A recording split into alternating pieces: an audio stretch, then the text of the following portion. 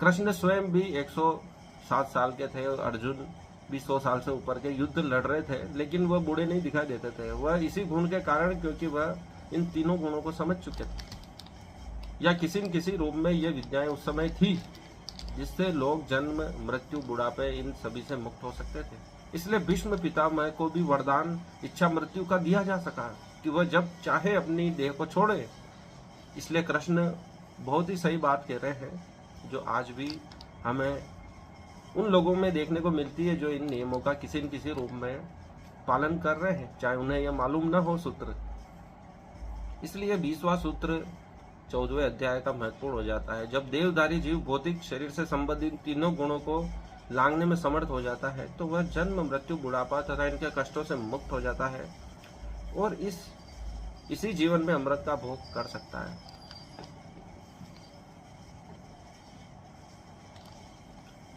जो बूढ़े नहीं हुए उनके बारे में कहते हैं कि उनके शरीर में विशेष जीन्स है जो उनकी बुढ़ापे को रोकते हैं और उनका रक्त भी विशिष्ट प्रकार का है। अर्जुन उवाच 21वें श्लोक में केलिर सेंगिर गुणो ने नाति नीतितो भवति प्रभो किमाचार कथम चेनान्वित गुणान निविवर्तते। अर्जुन ने पूछा, है भगवान, जो इन तीनों गुणों से परे है, 21वें श्लोक में वह किन का लक्षणों के द्वारा जाना जाता है, उसका आचरण कैसा होता है और वह प्रकृति के गुणों को किस प्रकार लांघता है। श्री भगवान उवाच 22वां श्लोक प्रकाशम च प्रवृत्तिम च मोहमेव च पांडव न द्वेष्टि संप्रवृत्तानि निवृत्तानि कांक्षति। 22वां श्लोक।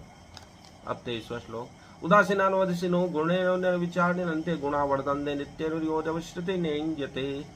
24वां श्लोक सम दुख सुख स्वस्थ समालोष्टम कांजन तुल्य प्रिया प्रियो धीर सुदस्य मान संस्तुति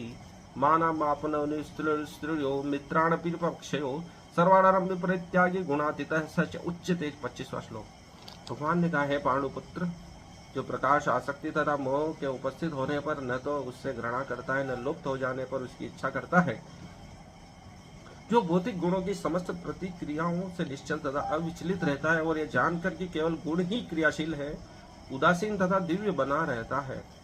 जो अपने आप में स्थित है और सुख दुख को एक समान मानता है, जो मिट्टी के ढेले, पत्थर, स्वर्ण के टुकड़ों एक समान दृष्टि से देखता है, अनुकूल तथा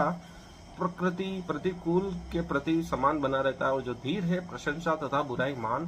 तथा अपमान में समान भाव से रहता है, जो शत्रु तथा मित्र के साथ समान व्यवहार करता है, और जिसने सारे भौतिक कार्यों का